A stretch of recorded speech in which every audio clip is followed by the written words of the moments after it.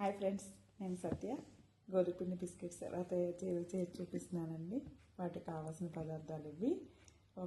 2 కప్పుల గోధుమ పిండి అండి, 3/4 కప్పు షుగరు, 1/2 కప్పు బొంబాయి రవ్వ, కొద్దిగా నెయ్యి అండి, కొంచెం సోంపు. ఇప్పుడు ఇవన్నీ కలిపి బౌల్లో వేసుకుందామండి. 2 కప్పుల గోధుమ పిండి, తర్వాత 1/2 కప్పు బొంబాయి రవ్వ, 3/4 కప్పు షుగర్ అండి, దాన్ని మిక్స్ పట్టుకున్నాను. కొంచెం ఎలాచి కూడా వేసాను, అందులో ఎలాచి పౌడర్ కూడా యాడ్ చేశాను. కొంచెం సోంపు అండి, 1 స్పూన్ సోంపు. టేస్ట్ బాగుంటుంది, ఫ్లేవర్తో మంచి ఫ్లేవర్ వస్తుంది. మొత్తం అన్నీ కలిపి మిక్స్ చేసుకోవాలండి. ఇందులో కొద్దిగా సాల్ట్ కూడా వేసుకోవాలి, చిటికెడు సాల్ట్ టేస్ట్ కోసం. 3 స్పూన్స్ నెయ్యి వేస్తున్నానండి. 2-3 స్పూన్స్ పడుతుంది నెయ్యి వేస్తే సాఫ్ట్గా గుల్లగా వస్తాయండి, క్రిస్పీ ఉంటాయి. అందుకని నెయ్యి యాడ్ చేస్తున్నాం. నెయ్యి వేయగలదు అనుకుంటే ఆయిల్ అయినా వేసుకోవచ్చు. మీరు ఆయిల్ అయితే కాసి వేయాలండి. అంతా బాగా మిక్స్ చేసుకొని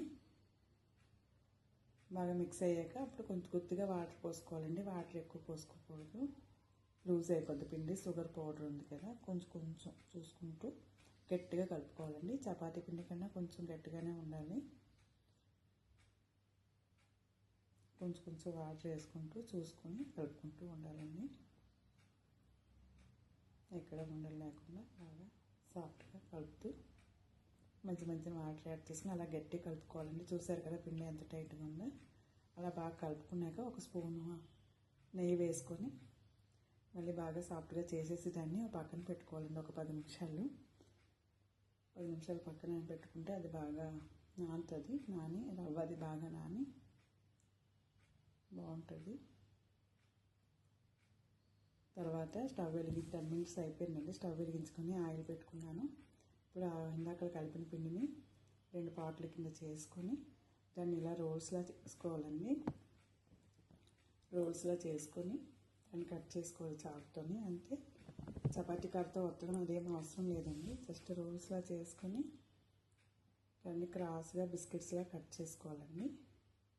చూసారా, చాలా పలుచగానండి, అలాగని మరీ సన్నగా కాదు. ఒక అరంగుళం వెడల్పులో కట్ చేసుకుంటే బిస్కెట్స్ నీట్గా వస్తాయండి. ఇంకా దాన్ని ఒత్తడం ఆ పని ఏమీ లేదు. చపాతీ కర్రతో ఒత్తాలి అదేం లేదు.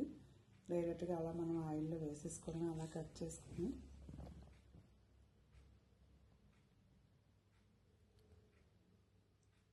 ఇప్పుడు ఒక ప్లేట్లోకి తీసుకొని ఆయిల్లో వేసుకోవాలండి. ఈలోపు ఆయిల్ వేడెక్కిపోతుంది.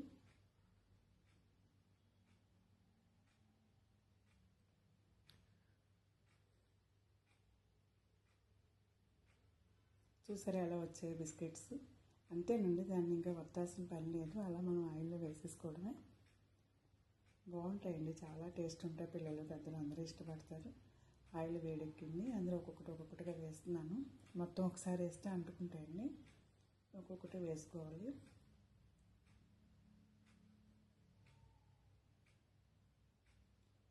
అవి వేగుతాయండి. అలాగే కింద మీద కలుపుకొని వేగుతుండగా మనం ఇంకొకటి ఉంది కదా, ఇంకో పీస్ని దాన్ని రోల్ కట్ చేసుకోవాలి బిస్కెట్స్ లాగా.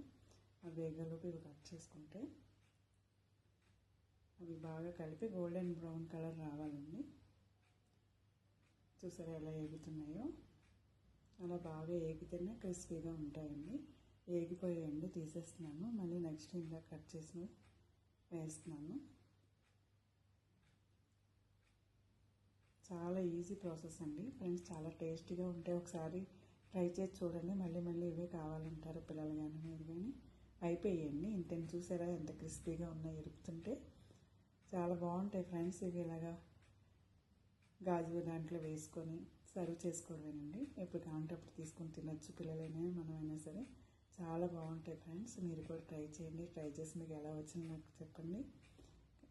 లైక్ చేయండి, షేర్ చేయండి, కామెంట్ చేయండి, సబ్స్క్రైబ్ చేయండి. ఓకే ఫ్రెండ్స్, అంతే ఫ్రెండ్స్. Thank you friends.